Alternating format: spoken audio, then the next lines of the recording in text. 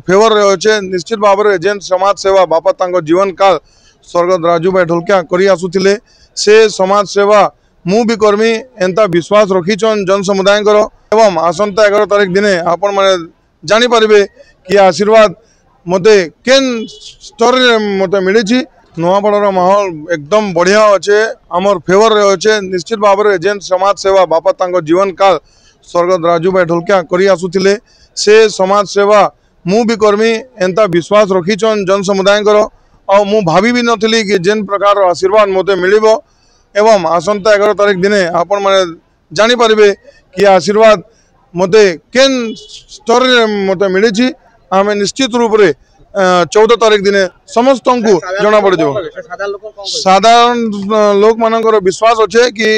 जेहेतु तांको बापा जीवन सारा समाज सेवा करिछन गाँव विकास कौन सी दल रु उठी करी एवं समस्त दलर समाज पाई काम करी आसी एवं तांको विश्वास भी निश्चित भाव में मोर ऊपर अच्छे।